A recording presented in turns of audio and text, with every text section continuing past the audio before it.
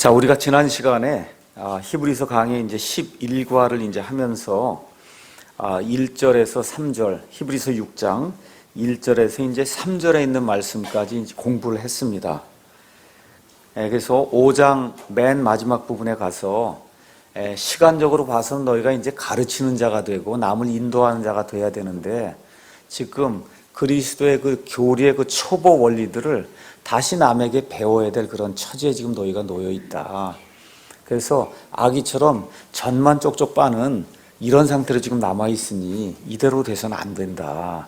이야기를 이제 사도 바울이 하면서 6장의 1절에 그러므로 우리가 그리스도의 교리의 기초 원리를 떠나 이제 완전함으로 나아가자. 완전함으로 나아가자. 그 이야기를 지금 하고 있습니다. 이 이야기를 하면서 3절에 하나님께서 허락하시면 우리가 이것을 할 수 있다. 이제 완전함으로 나아갈 수 있다는 거예요. 구태의연하게 매일 초보적인 거 여기서 빙빙 돌지 말고 이제 우리가 완전함으로 나아가자. 근데 하나님이 함께 하시면 그러면 우리가 이것을 할 수 있다. 사도 바울이 이제 그 이야기를 이제 하고 있습니다. 이게 끝난 다음에 히브리서 이제 6장 4절, 5절, 6절, 7절, 8절 이 구절이 유명한 그런 구절이 이제 등장하게 되죠.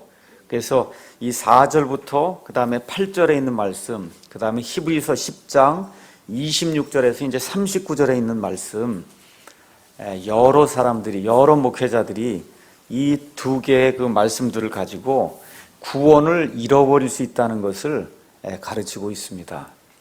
또 쉽게 이야기하면 구원이 취소가 될 수 있다는 거예요.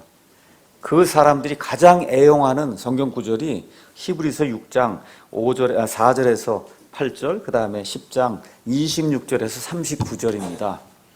그래서 오늘은 히브리서 6장 4절부터 쭉 이제 설명을 해 나가면서 히브리서 10장 26절에서 그 39절까지 전체적으로 이거 좀 살펴보면서 과연 한번 구원받은 사람이 구원을 잃어버릴 수 있는가?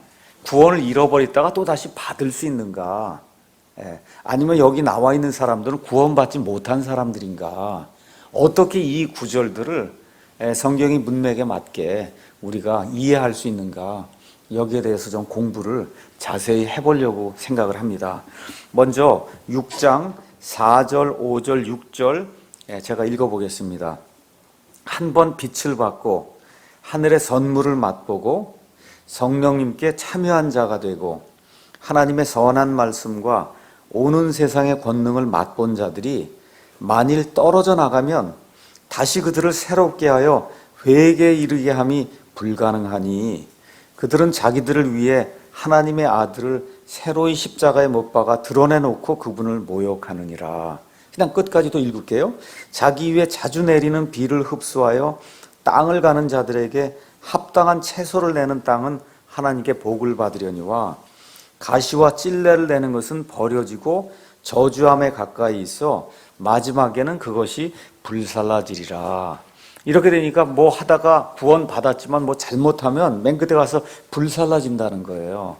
그러니까 이게 구원을 한번 받았어도 구원 취소가 될 수 있는 어떤 죄를 지으면 그러면 이렇게 불살라지는 것이 아니냐 해서 구원 취소 교리를 가르치는 사람들이 이 구절들을 아주 애용하면서 구원 한 번 받은 게 그 영원한 거 아니다. 이거를 이제 옹호하기 위해서 많은 이제 노력을 하고 있습니다.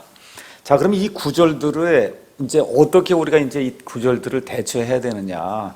이 구절들 해석하는데 두 가지 방식이 있어요. 보통 사람들이 이제 하는 겁니다. 첫째는 구원을 잃을 수 있다고 주장하는 사람도 있어요. 보통 우리가 알미니안주의가 있고 그 다음에 이제 켈빈주의가 있다 그렇게 얘기합니다. 알미니안주의 이건 보통 감리교, 성결교, 그 다음에 오순절, 순복음 이런 계통이 보통 알미니안주의라고 이제 이야기하는 거예요. 이 사람들은 구원을 얼마든지 잃을 수 있다는 겁니다. 한번 구원 받았지만 교회가 원치 않는 어떤 그런 특별한 그런 그 죄를 지었다든지 하여튼 심각한 그런 죄를 지으면 그럼 구원을 잃을 수 있다. 여기 히브리서 6장 4절부터 8절이 그렇게 이야기하지 않느냐. 그 이야기를 지금 하고 있는 겁니다. 자, 그래서 이 사람들의 주장은 뭐냐 하면 지금 사도 바울은 믿다가 완전히 떨어져 나가서 이 구절들을 통해서 지금 지옥에 가는 것에 대해서 말하고 있는 거다. 다시 말해 이 사람들은 완전히 배도해서 옛 생활로 돌아갔기 때문에 구원을 잃고 영원토록 이제 구원을 받지 못한다는 겁니다. 이렇게 주장하는 사람들이 있어요. 구원 취소된다. 아주 사람들 무섭게 하고 그렇게 이제 만드는 거거든요. 꼼짝 못하는 거 거기에 빨려들면 그러면 까딱 잘못하면 목사 말 안 듣고 그러면 그런 구원이 취소가 되는 겁니다. 자, 그러면 우리가 이런 주장에 대해서 어떻게 이야기해야 되느냐? 과연 성경이 전체적으로 무엇을 이야기하냐 그거예요. 성경은 한 번 구원받으면 영원히 구원받는다고 여러 구절들에서 성경 자체가 우리에게 이야기를 하고 있습니다. 그러니까 구원의 영원한 안전 보장을 가르치는 그런 구절들과 이 사람들의 주장은 아주 전적으로 배치가 되는 겁니다. 히브리서 말씀 자체를 읽어보겠습니다. 히브리서 5장 9절 가서 보니까 그분께서는 완전하게 되셨으므로 자기에게 순종하는 모든 사람들에게 어떤 구원의 창시자가 되세요?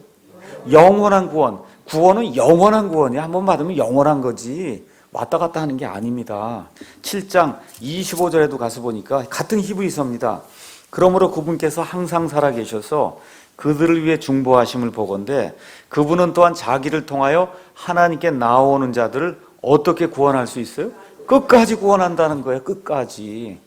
우리가 어떤 죄를 짓든 그것에 상관없이 예수님이 끝까지 구원해 주신다고 지금 히브리서 자체가 이야기하고 있는 겁니다. 그 다음에 9장 12절 가서 보니까 또 뭐라고 기록이 되어 있냐. 염소와 송아지의 피가 아니라 그분은 자기 피를 힘입어 단 한 번 거룩한 곳에 들어가서 우리를 위하여 어떤 구속을 얻으셨어요? 영원한 구속을 얻으신 겁니다. 영원한 구속을 얻으셨다. 15절에 이런 까닭에 그분께서는 새 상속 언약의 중재자이시니 예수님께서 죽으심으로 말미암아 그 죽으실 때 상속의 언약을 줬다는 거예요. 그 언약을 우리가 받았다는 겁니다. 새 상속 언약. 이것은 첫 상속 언약, 구약 아래에 있던 범법들을 구속하시려고 죽으심으로써 부르심을 받은 자들이 어떠한 상속 유업이에요? 영원한 상속 유업을 그 약속을 받게 하려 하심이라. 그렇게 지금 이야기하고 있고 히브리서 13장으로 이제 쭉 넘어가셔서 13장 5절 가서 보시면 너희의 행실을 탐욕이 없게 하고 너희가 가진 것들로 만족하라. 그분께서 이르시되 내가 결코 너를 떠나지 아니하고 너를 버리지 아니하리라 하시는 예수님께서 한 번도 우리를 떠나거나 버리실 수 없다는 거예요. 한 번 구원받으면. 그러니까 지금 뭐 다른 성경 구절 일단 얘기하지 않아도 히브리서 자체만을 가지고도 지금 사도 바울이 한번 구원받으면 지금 영원히 구원받는다고 지금 이야기를 하고 있으니 구원이 취소가 된다고 얘기하고 이 히브리서 구절 이야기하는 것 자체가 지금 말이 안 맞는 거거든요. 자, 우리가 유명한 구절 몇 가지만 더 성경을 통해서 살펴보겠습니다. 요한복음 5장 24절 가서 보니까 이렇게 이제 또 기록이 되어 있습니다. 진실로 진실로 내가 너희에게 이르노니 내 말을 듣고 또 나를 보내신 분을 믿는 자는 영존하는 생명이 있다는 거예요. 이미 영존하는 생명이 있고 또 정죄에 이르지 아니하리니 사망에서 생명으로 어떻게 됐어요? 이미 옮겨져서 그 일이 끝났다는 겁니다. 끝났다는 거예요. 사망에서 생명으로 옮겨지고 있느니라가 아니라 이미 옮겨졌느니라. 이미 끝나버린 거예요. 그러니까 구원은 이미 끝나버린 겁니다. 또 동일하게 요한복음 10장에서 우리 예수님께서 뭐라고 말씀하시냐. 26절, 그 다음에 30절, 제가 29절 말씀 제가 읽어보겠습니다. 그들을 28절부터 읽는 게 더 좋겠네요. 내가 그들에게 영원한 생명을 주노니 그들이 결코 멸망하지 않을 것이요 또 아무도 내 손에서 그들을 빼앗지 못하리라. 그들이 누구냐? 27절 내 양들은 내 음성을 들으며 나는 그들을 알고 그들은 나를 따르니라. 구원받은 자들 이야기하는 겁니다. 그렇죠? 그들을 내게 주신 내 아버지는 모든 것보다 크심에 아무도 내 아버지 손에서 능히 그들을 빼앗지 못하느니라. 그러니까 구원받은 자가 구원을 잃어버리려면 하나님 아버지 손에서 그들을 뺏어갈 수 있는 능력을 가진 자가 있어야 그게 가능하다는 거예요.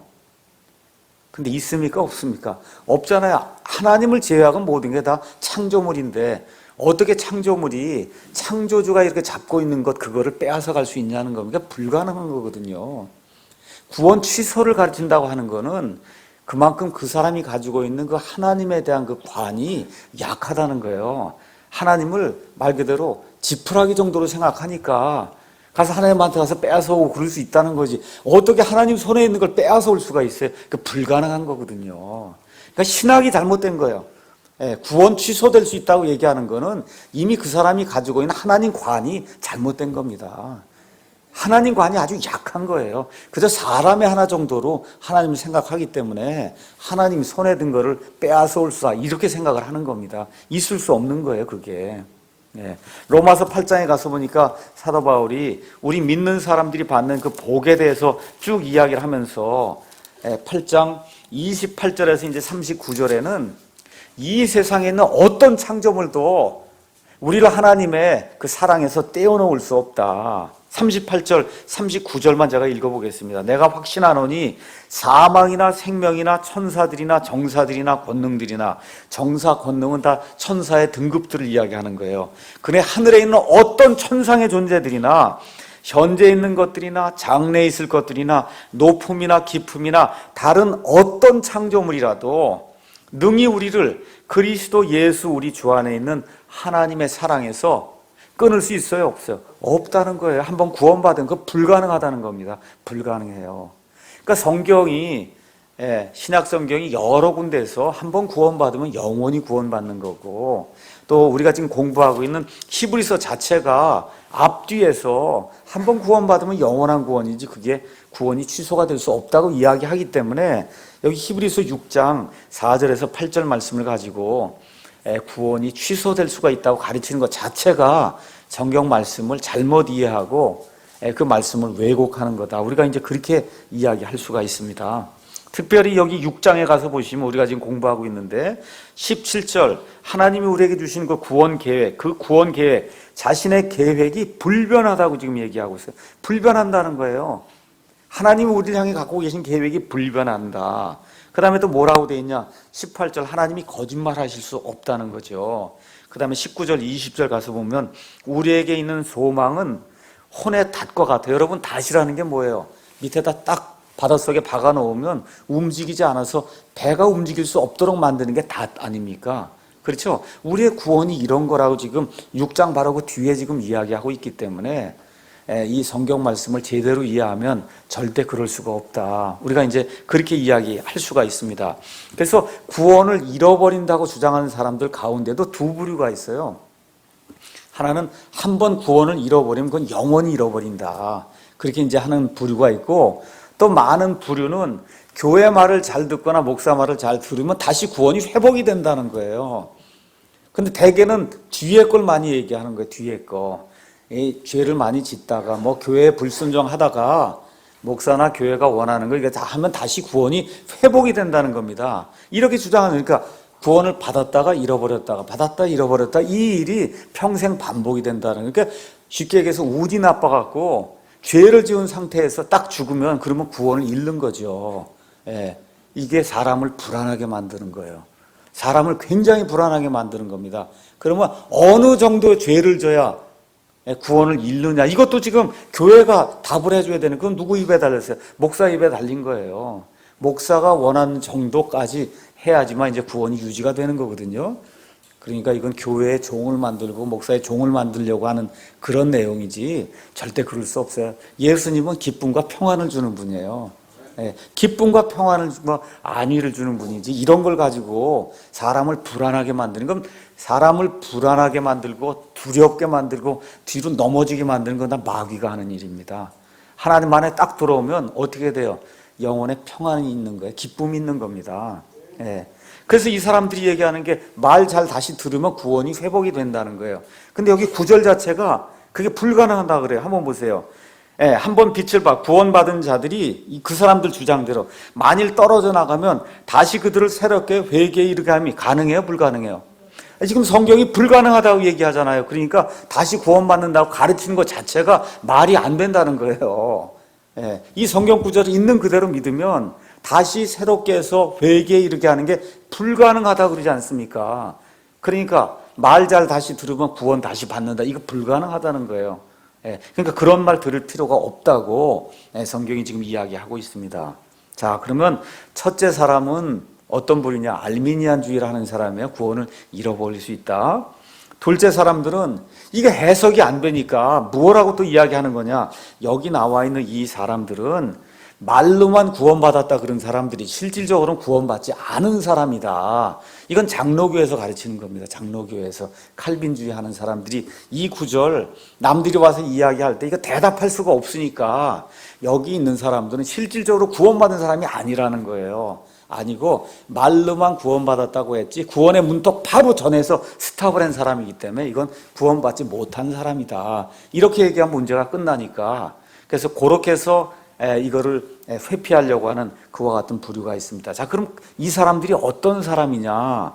거기 가서 보니까 4절 가서 보니까 어떤 사람이에요? 한 번 빛을 받은 사람이에요. 빛을 받은 겁니다. 한 번 빛을 받았다는 거예요. 이 한 번이란 단어가 성경 여기 히브리서에 가장 중요한 단어가 한 번이란 단어가 많이 나와요. 또 새롭다라고 하는 그런 단어가 히브리서 굉장히 많이 나옵니다. 한 번 히브리서의 한 번은 많은 경우 영원히 한 번을 이야기하는 거예요. 한번 히브리서 7장 27절도 한번 가서 보겠습니다. 27절 그분께서는 저 대제사장들과 같이 먼저 자기의 죄들로 인하여 날마다 희생물을 드리고 그 다음에 백성의 죄들로 인하여 희생물을 드릴 필요가 없으시니 이는 그분께서 친히 자신을 드리실 때 이 일을 몇 번 하셨어요? 한 번에 영원토록 했다는 거예요. 한 번에 영원토록 했다 그 얘기입니다. 그 다음에 이제 또 가서 보면 9장 12절에도 염소와 송아지의 피가 아니라 그분은 자기 피를 힘입어 몇 번 거룩한 것이 들어가요? 한 번 영원토록 들어간다는 얘기입니다. 한 번. 26절에서 28절도 한 번 계속 나오는 거예요. 그 다음에도 이제 이 한 번이 10장 10절에도 이제 나오는데 10장 10절은 아예 더 정확하게 되어 있습니다. 바로 이 뜻으로 말미암아 예수 그리스도의 몸이 단 한 번 영원히 그래서 히브리서에 나오는 그 한 번은 대부분의 경우가 한 번이 영원토록 한 번을 이야기하는 겁니다. 그러니까 지금 한 번 빛을 받았다고 하면 무슨 뜻이에요? 한 번 영원히 빛을 받았다, 구원 받았다는 뜻입니다. 그 다음에 또 뭐라고 기록이 되어 있냐? 거기 가서 보니까 하늘의 선물을 맛을 봤다는 거예요. 이 사람들이 하늘의 선물을 맛을 봤다. 6장 5절. 그렇게 이제 이야기해요. 그러니까 이거를 이 사람들은 뭐라고 얘기를 하느냐?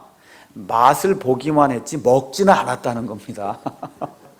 그러니까 이게 맛만 봤지 먹지는 않았기 때문에 이게 구원의 맛만 봤지 구원은 실질적으로 못 받은 사람이다. 그렇게 얘기를 하는 거예요. 근데 이제 성경에 가서 맛을 봤다고 하는 거 찾아보시면 아니에요. 한번 가셔 히브리서 2장 9절 한번 가서 보세요. 2장 9절. 우리가 다만 예수님을 보노라. 그분께서 죽음의 고난을 당하시려고 천사들보다 조금 낫게 되셨다가 영광과 존귀로 관을 쓰신 것은 하나님의 은혜로 말미암아 모든 사람을 위하여 죽음을 어떻게 해요? 맛보려 하신 예수님이 맛만 보고 죽지 않으시면 큰일 나는 겁니다. 그렇죠?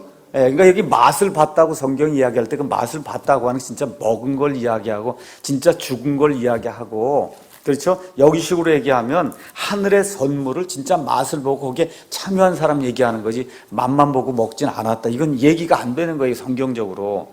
그 다음에 또 뭐라고 이제 써 있느냐?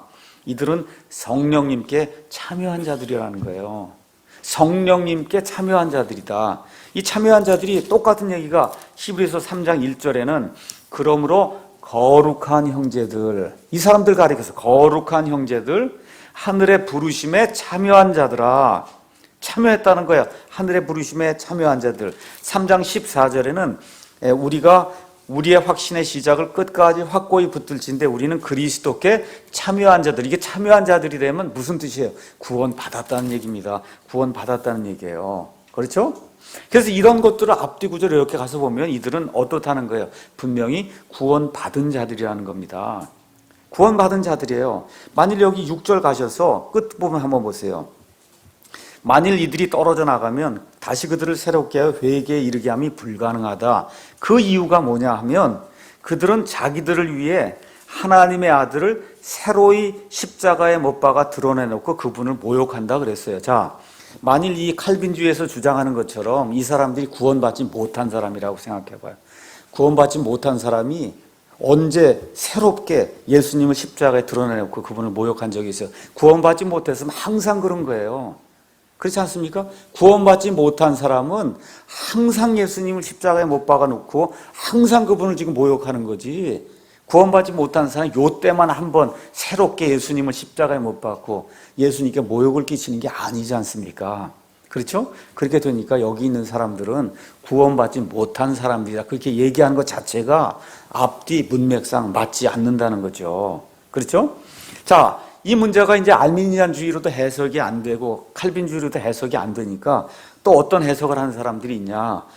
이런 죄는 히브리서가 기록된 그 시대에만 가능했던 그런 죄다. 다시 말씀드려서 성전이 AD 70년까지 서 있었는데 AD 70년까지 희생 예물이 드려지고 한 그때까지만 이 히브리서 기자가 얘기한 이런 죄가 가능했고 그 이후부터는 이런 죄가 더 이상 가능하지 않다. 이렇게 이제 해서 이걸 피하려고 하는 그와 같은 부류의 사람들이 있습니다. 자, 그럼 사도가 지금 왜 이런 이야기를 하려고 하느냐?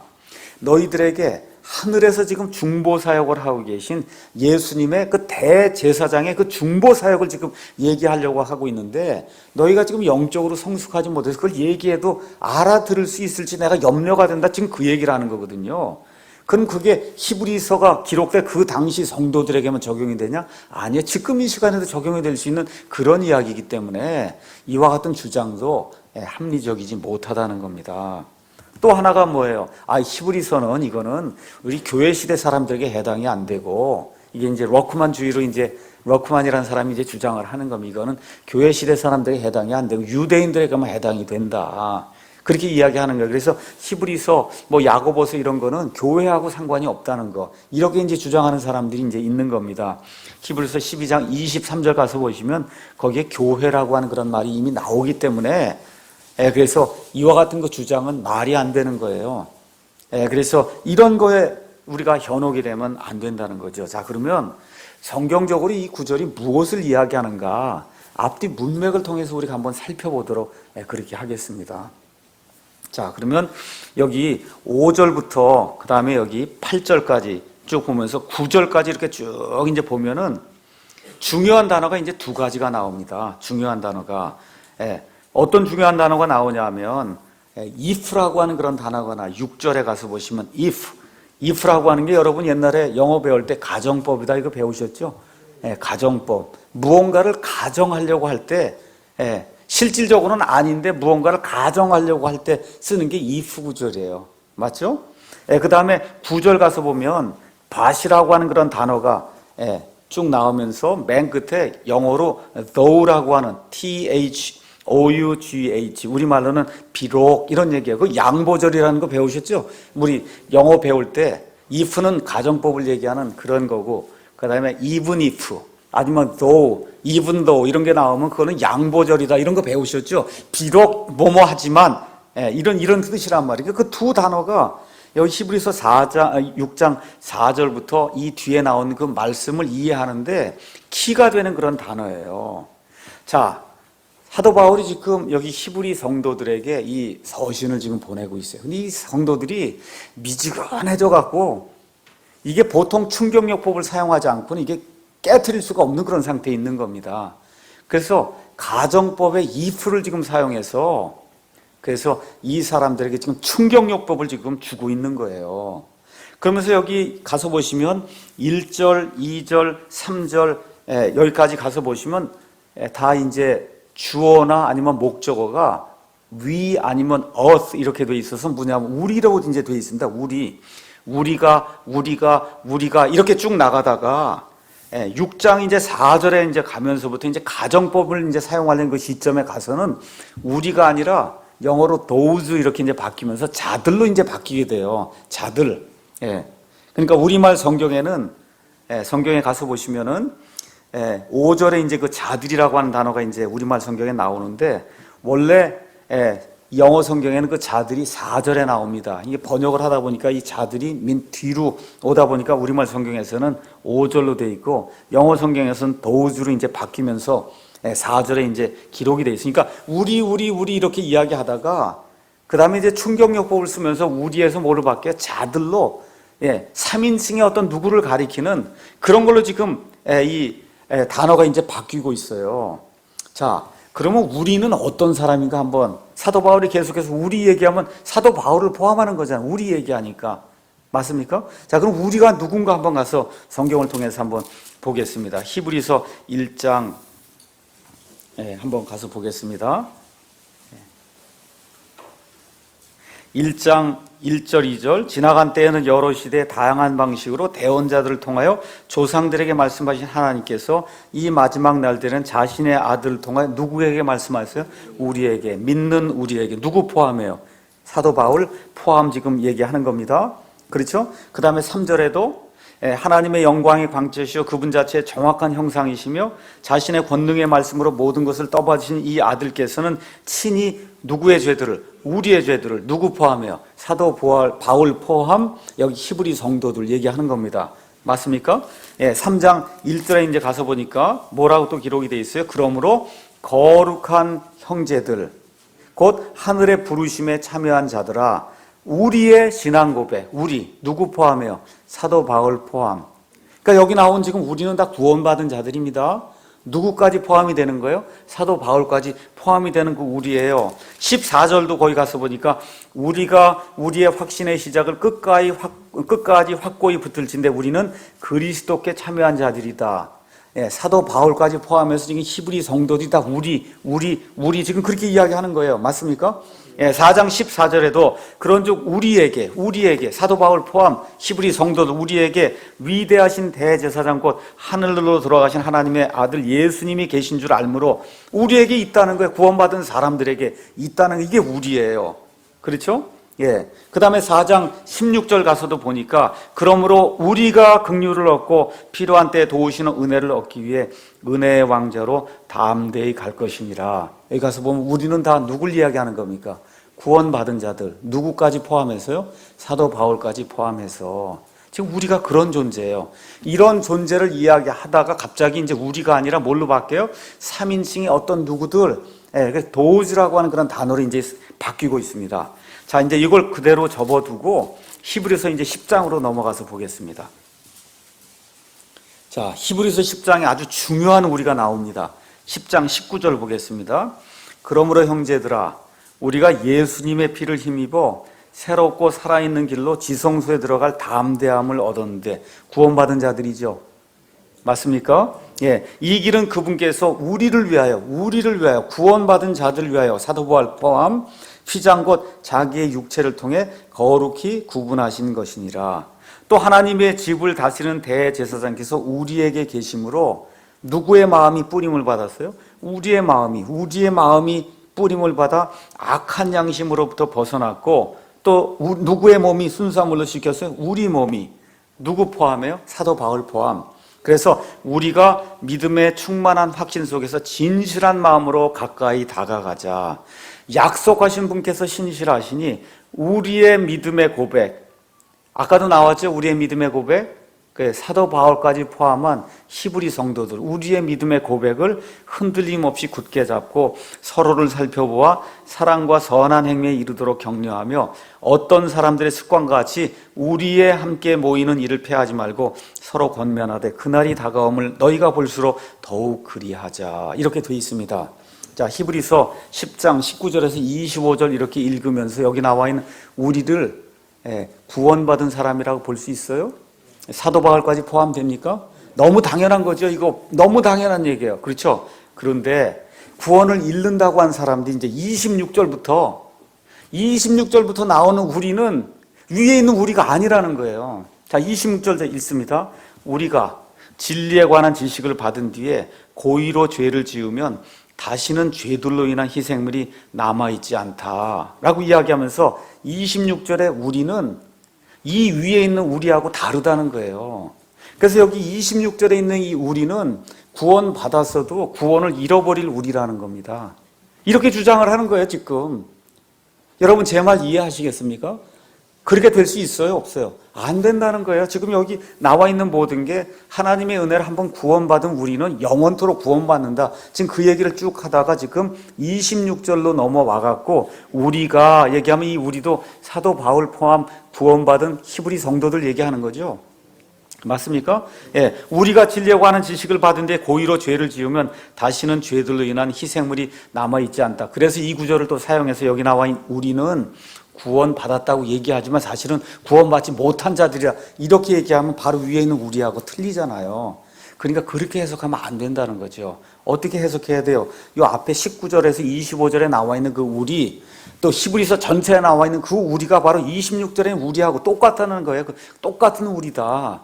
예, 그런 얘기거든요. 그럼 사도 바울이 죄를 지으면 그러면 지옥 갑니까? 아니에요. 그런 일이 있을 수 없는 거거든요.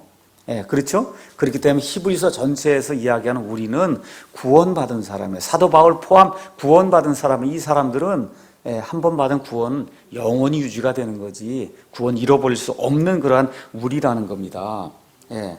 그래서 이 사람들이 고의로 죄를 지으면 다시는 죄들로 인한 희생물이 있지 아니하고 대적들을 삼킬 심판과 불같은 경로에 대하여 두렵게 기다리는 어떤 일만 남아있느니라 이야기하면서 모세의 율법을 멸시한 자도 주세 중인들의 긍휼을 얻지 못하고 죽었다는 거예요. 제가 지난번에 몇 차례 말씀드렸죠. 어떤 사람들이 죽었어요? 고라와 그와 함께 반역한 자들 죽었습니다. 맞습니까? 나답과 아비후가 하나님이 드리지 말라는 이상한 불을 들이다가 죽었어요. 근데 이 사람들 다 이집트 탈출할 때 이미 구원받은 사람이죠. 맞습니까? 이미 구원받았는데 지금 뭐라고 얘기하는 거예요? 구원받았지만 하나님의 법대로 행하지 않고 그게 행하는 그 일이 도를 지나치게 될 때는 하나님이 그들의 몸을 죽인다는 얘기지 그들을 지금 지옥불로 보낸다는 얘기가 아니잖아. 지금 여기 앞뒤 내용이. 맞습니까? 예. 그 모세의 율법을 멸시한 자도 주세 증인의 그런 입의 그 간증을 통해서 긍휼을 얻지 못하고 죽었다는 거지 지옥에 갔다는 게 아니에요. 지옥에 갔다는 게 아니다. 그래서 여기 히브리서 지금 10장 26절 그 이후에 나와 있는 그 말씀도 성경 전체가 이야기하는 것 똑같습니다. 무엇을 이야기하는 거예요? 구원받아서도 그 사람이 짓는 그 죄가 하나님 앞에 심각하면 하나님이 그를 죽인다는 거예요. 육신을 죽인다는 얘기지 지옥 보낸다는 얘기가 전혀 아니라는 겁니다. 어떻게 사도 바울이 죄를 좀 졌다 그래서 지옥에 갈 수 있어? 불가능한 거잖아요.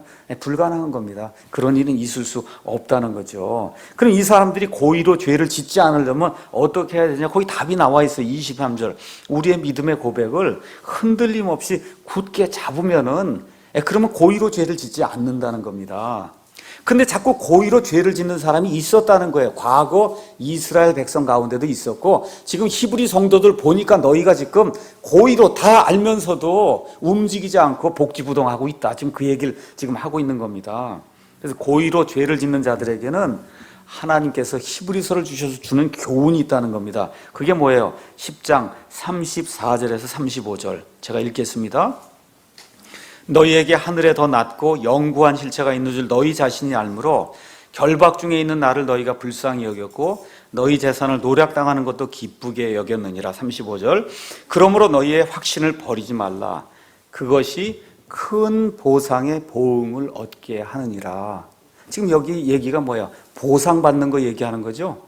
맞습니까? 성도들이 복지부동하고 움직이지 않고 다 알고도 죄를 지으면은 뭐가 없다는 거예요? 보상이 없다는 거예요. 그리고 그 죄가 너무 심각하면 하나님이 심지어 죽이기까지 한다. 지금 그 얘기를 하는 거지. 여기 지금 구원 얘기를 하는 게 아닙니다. 구원받은 성도가 제대로 행하지 않으면 여기 있는 것처럼 보상의 보응이 없다는 겁니다.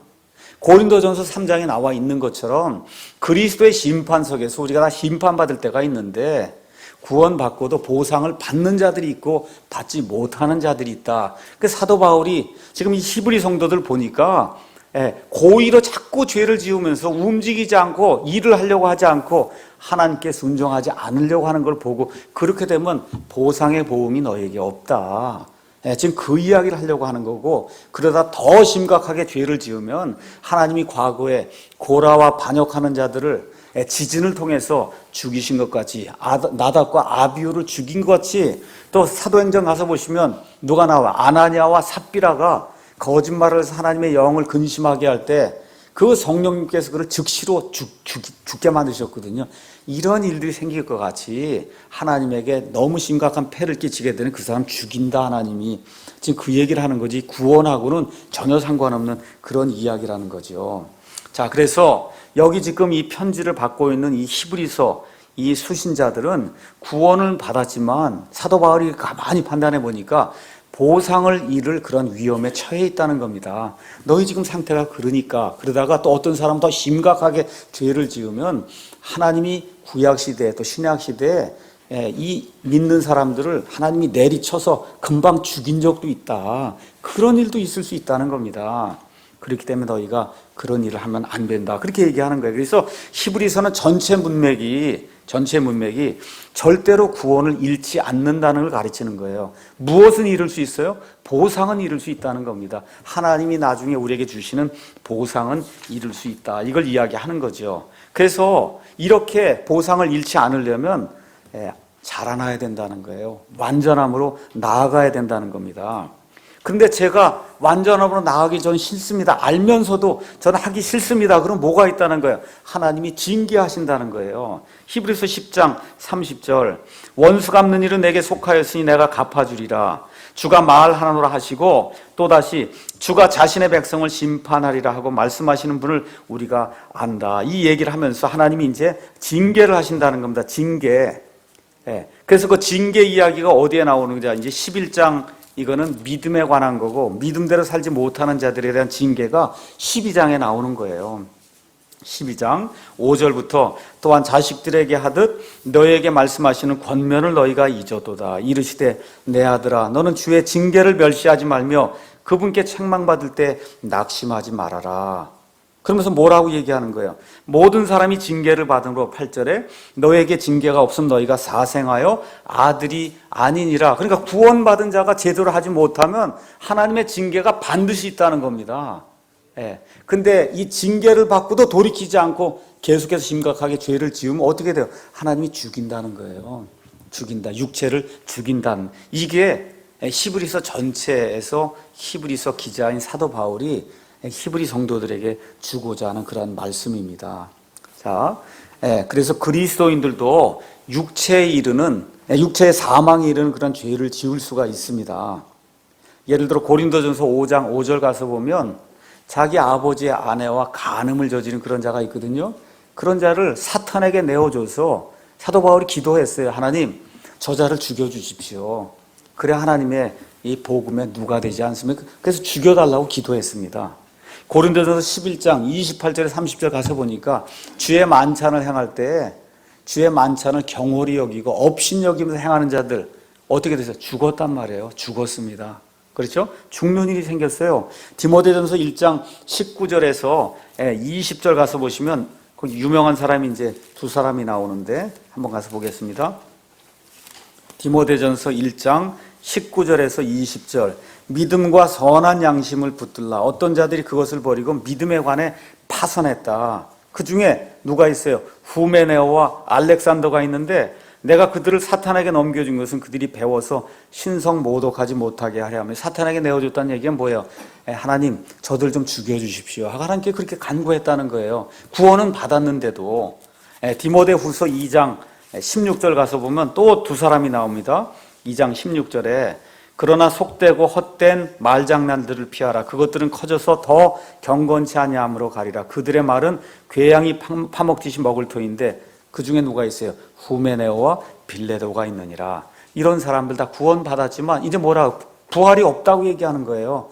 이런 사람들이 나타난다는 거예요. 그래서 하나님의 이 도를 망치려고 하는 그런 사람들 어떻게 해요? 하나님이 육체까지 죽이는 그런 일들을 이제 하신다는 겁니다. 그래서 히브리서 6장에 대한 결론의 말씀을 제가 잠깐 드리면 히브리서 6장은 살아있는 믿음에 대해서 얘기하는 겁니다. 살아있는 믿음을 누가 가지면 그 믿음을 가진 사람 반드시 열매를 맺는다는 거예요. 행위의 열매가 반드시 있다는 겁니다. 그 얘기를 지금 하고 있는 겁니다. 자, 그러면 요약을 이제 다시 한번 말씀드릴게요. 5장 12절에서 14절 거기 가서 보면 영적으로 성숙하지 못한 그런 사람들 이제 이야기가 나와요. 젖만 먹는 그런 사람들 이야기가 나옵니다. 그러니까 바울이 너무 답답하니까 1절에서 이제 6절, 1절에서 3절 가서 이제는 기초 원리들을 이제 반복해서 놓지 말고 이제 우리가 완전함으로 좀 나아가야 되겠다. 과거에 구원받은 이후에 이것이 확실하지 않아갖고 자꾸 그냥 회개하고 구습으로 돌아가는 그런 일 이제는 더 이상 하지 말자. 완전함으로 나아가자. 이렇게 얘기하면서 4절부터 여기 8절까지 다시 한번 말씀드리지만 충격요법을 지금 쓰고 있는 거예요. 가정법을 쓰고 있는 겁니다. 가정법. 예.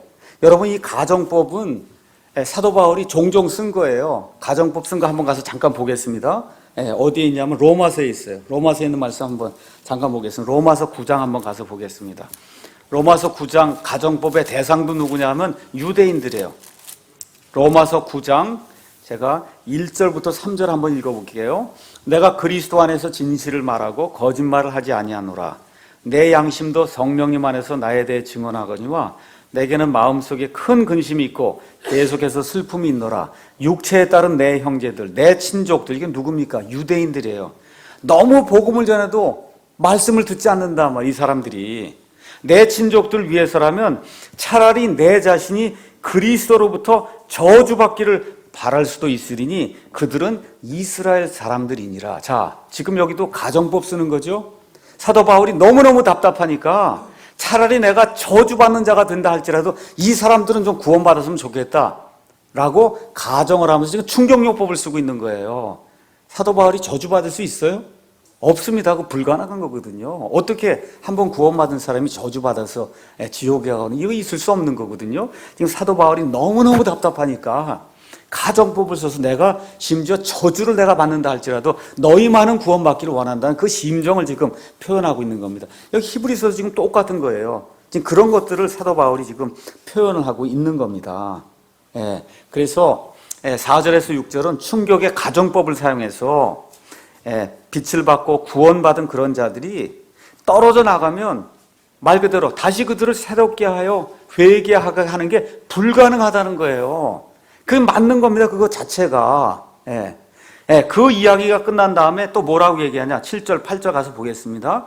자기 위에 자주 내리는 비를 흡수하여 땅을 가는 자들에게 합당한 채소를 내는 땅은 하나님께 복을 받으려니와 가시와 찔레를 내는 것은 버려지고 저주함에 가까이서 마지막엔 그게 불살라진다. 그렇게 이야기했죠? 맞습니까? 자, 여기까지 충격요법을 다 쓴 다음에 바울의 9절 말씀 한번 읽어보세요. 시작이 뭘로 시작이 돼요? 그러나 그렇게 시작이 됐잖아요. 지금 내가 이렇게 충격요법을 이렇게 써서 너에게 이런 강한 어조로 열매를 맺지 못하면 심지어 불에 태워진다 이렇게까지 얘기했다. 그렇죠? 맞습니까? 그러나 사랑하는 자들아, 또 뭐가 있어요? 또 비록 있잖아요. 비록은 뭐예요? 양보절이잖아.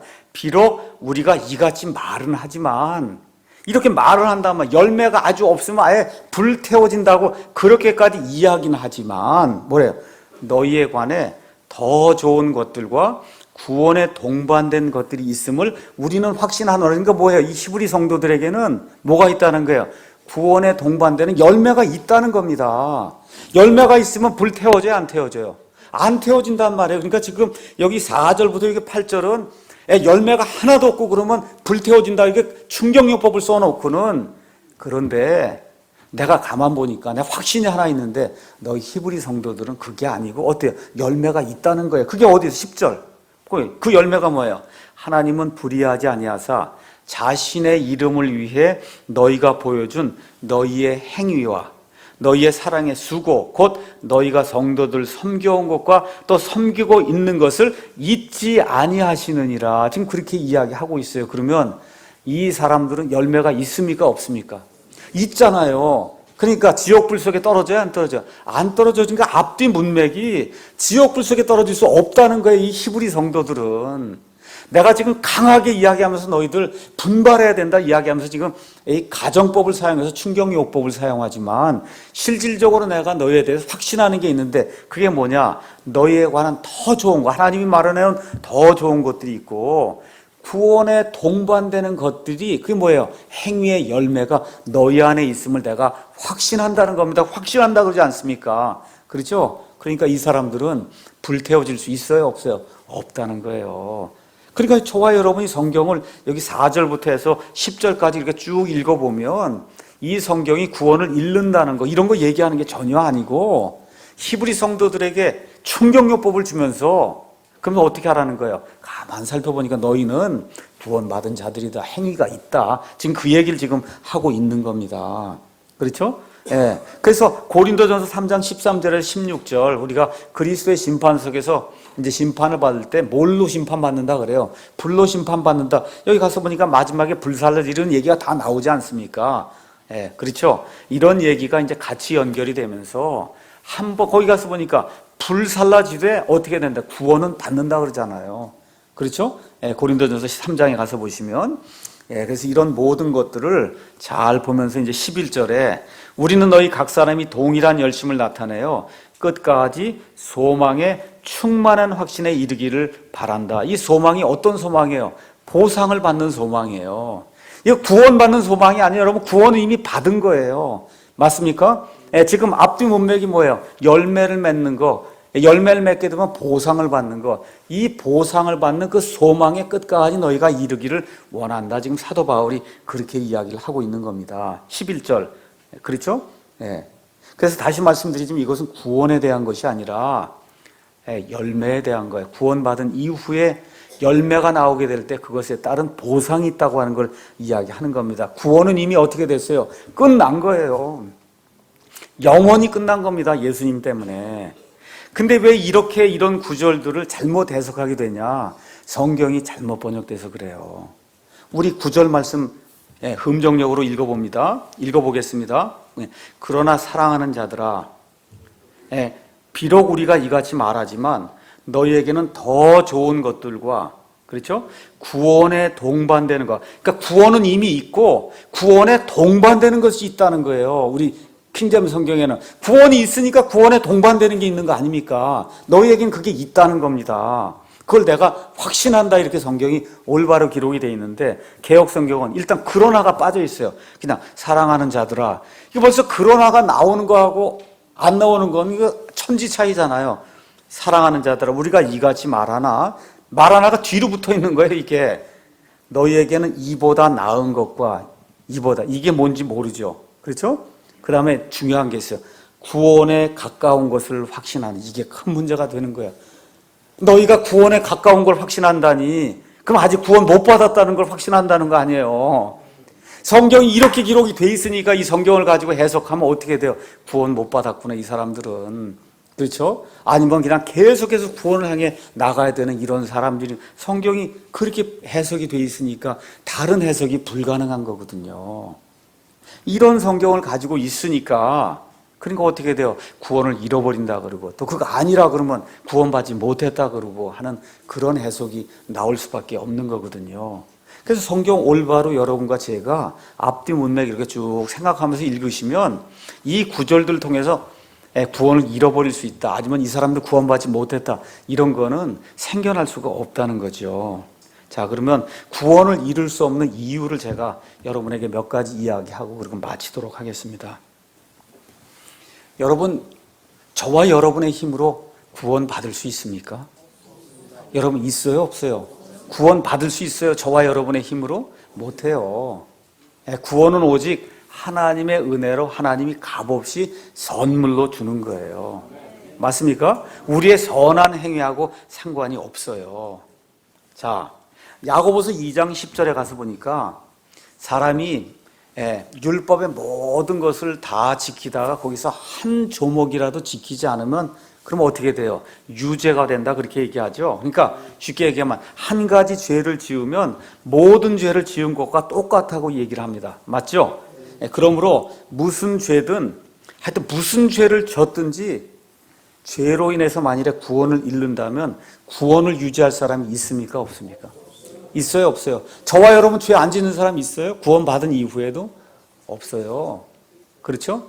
그러니까 무슨 죄든지 하여튼 죄 하나만 지면 구원을 잃는다고 얘기하면 구원 유지할 사람이 아무도 없는 거예요. 그러니까 구원 받는 것도 내 힘으로 안 되고 구원 유지도 내 행위로 되지 않는다는 겁니다.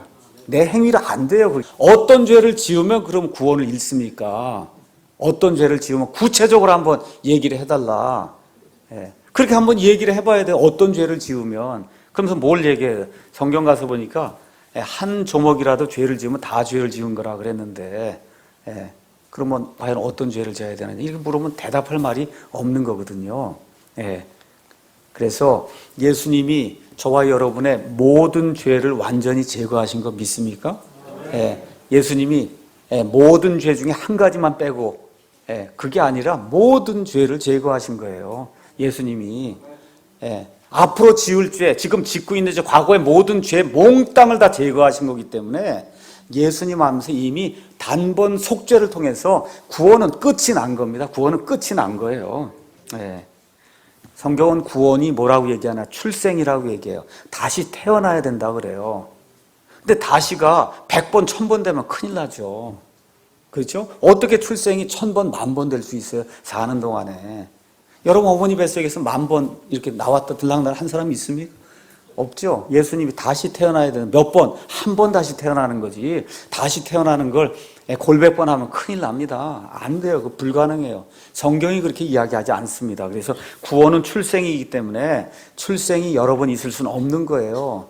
근데 출생한 이후에 자라지 못하는 사람도 있고 출생한 이후에 자라는 사람도 있다는 거예요. 근데 지금 여기 히브리서 이 수신자들은 출생은 했는데 성장이 거의 멈춰버렸다 그 얘기죠. 이런 사람들에 대한 이야기를 하는 겁니다. 자, 구원은 뭐냐? 구원은 성경 가서 보니까 영원한 생명, 영존하는 생명을 받아서 하나님의 아들이 되는 거예요. 맞습니까? 그럼 영원한 생명과 영존하는 생명은 누구의 생명이에요? 누구의 생명이에요? 이건 하나님만 주실 수 있는 생명이에요. 이 세상에 어떤 창조물도 줄 수 없는 그런 생명이에요. 그런 생명을 빼앗아갈 수 있는 존재가 없다는 거예요. 아까 요한복음 10장에 나와 있는 것처럼 내 아버지의 손에서 그들을 빼앗아갈 자가 없다는 겁니다. 하나님의 생명을 어떻게 빼앗아갈 수가 있습니까? 자, 그 다음에 구원은 하나님의 본성에 참여하는 자가 돼요. 그래서 하나님의 본성을 받는 거예요. 구원이라고 하는 건. 이걸 받았다, 내놨다, 받았다, 이건 있을 수 없다는 거죠. 그 다음에 에베소서 5장 30절, 고린도전서 12장 18절 가서 보니까 우리 몸이 나중에 이제 구속을 받습니다. 이 구속을 받을 때까지 성령님께서 우리를 봉인하고 계신다는 거예요. 봉인. 봉인이 이런 자루가 있을 때 자루에서 뭐가 나가지 못하도록 둘둘둘둘 말아 놓는 겁니다. 그렇죠? 성령님이 둘둘둘둘 말아갖고 구원이 밖으로 유출되지 못하도록 딱 이렇게 막고 있는 게 봉인이에요. 그럼 이걸 풀려면 성령님보다 힘이 센 존재가 와서 이 끈을 풀어야 되는데, 봉인을 풀어야 되는데 성령님보다 힘이 강한 자가 있어요? 없어요? 없어요. 그럼 불가능한 겁니다. 그래서 만약 우리가 한번 구원받았는데 구원을 잃는다고 하면 그건 하나님을 거짓말쟁이로 만드는 거라고 성경이 이야기를 하고 있습니다. 그래서 오늘 요약의 말씀을 잠깐 드리면 가장 중요한 건 뭐냐? 정확하게 성경대로 구원받는 거예요. 그것만 있으면 누가 뭐라 그래든 이 땅에 이런 교회, 이런 모이는 교회가 있든 없든 목사가 있든 없든 뭐가 있어요? 평안과 안식과 기쁨이 일단은 있는 거예요. 그거는 확보해야 되는 겁니다. 그 다음에 우리가 이런 지역교회를 통해서 하나님이 원하시는 그런 일들을 하는 거예요. 맞습니까? 그래서 이런 확신을 가져야지. 이런 확신이 없어요. 그냥 교회 가서 뭘 하면은 구원을 잃고 이런 식이 되면 불안해서 교회 생활 못 하죠. 그렇죠? 그래서 그런 걸 가르치는 자들 하나님께 제가 봐서 그런 걸 가르치는 자들 구원받지 못한 것 같아요. 자기가 구원받지 못했으니까 그런 엉뚱한 교리, 성경에 있지도 않은 그런 교리를 가르치는 거지 정확하게 하나님의 구원을 아는 사람이 어떻게 구원을 잃어버린다고 가르칠 수가 있습니까? 본인이 구원받지 못했기 때문에 이게 확신이 없으니까 왔다 갔다 하는 거거든요. 그래서 저는 그렇게 생각을 해요. 누가 구원 잃어버린다고 얘기하면 그 사람 구원받았나 가서 다시 한번 좀 확인 좀 해야 된다. 하나님이 어떤 구원을 줬는데 그래 이 하나님의 손에서 그 구원을 빼앗아갈 자가 있어요. 불가능하죠. 그가 믿는 하나님이 허수아비니까 그게 가능한 거지. 온 천지 만물을 무에서 유에서 유로 만들 수 있는 그런 능력 있는 하나님이면 어떻게 그 하나님의 손에서 우리의 구원을 빼앗아갈 수가 있습니까? 불가능한 거죠. 그래서 이런 내용들을 기억하시면서 성경 말씀을 문맥에 맞게 이렇게 쭉 이렇게 살펴보면 또 올바른 성경을 사용하면 그러면 이런 오류에 우리가 빠지지 않는다는 겁니다. 오늘 여기까지 하고 마치도록 하겠습니다.